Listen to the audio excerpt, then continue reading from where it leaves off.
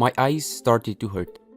I didn't want to close the laptop lid and swiftly put on my computer screen protecting spectacles so that I can squeeze in a few more minutes. I add in 1 more hour. Anyways, I'm done working for now. This is what I say to myself. Then I take my phone and lay on the couch. It is only 10 minutes later when I realize that I'm switching up the poison by looking at my heavily addictive smartphone screen. Let's go through the self-talk one more time. I'll meditate for 10 minutes so that I can break the twitch. But how? Yes. Let me quickly download the meditation app. I go in the App Store and see shiny banners filled with well-polished ads. This app looks like a productive one. Click install, open. It's garbage. Uninstall. 10 minutes pass by. Wait, when did this happen? I thought I was going to meditate. I need to find the damn meditation app. But should I pay for it? I don't like the way it looks. Oh, and this one has a fancy tracking system. But I have to pay a couple of bucks to have that, and I don't feel like spending money on mind management apps. Or do I? I choose the 10-day something trial. And I go. And I need to find a room, I need to find a pillow, I need to find a chair, and 15 minutes go by. Now I sit, I follow the instructions, and I somehow meditate.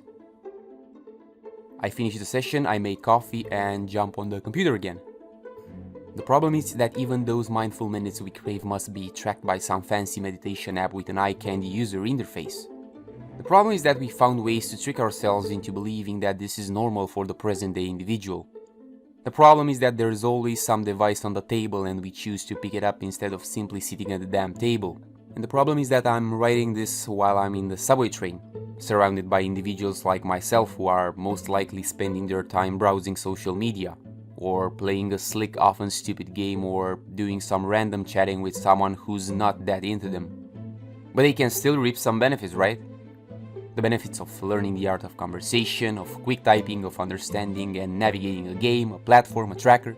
And then if you think about it, everything we experience was kind of shoved down our throats, right? We didn't choose to exist. We simply popped by. I don't think I was living in a quantum world where someone came by and said, "Hey, don't you want to live somewhere else?" Or did I?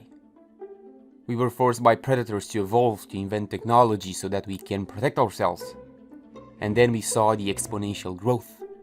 And now, some of us started seeing how we are slowly losing the control we used to have. And this is where mind over matter must kick in. This is the time to show in and prosper. Because there's no ultimate solution, there's just awareness.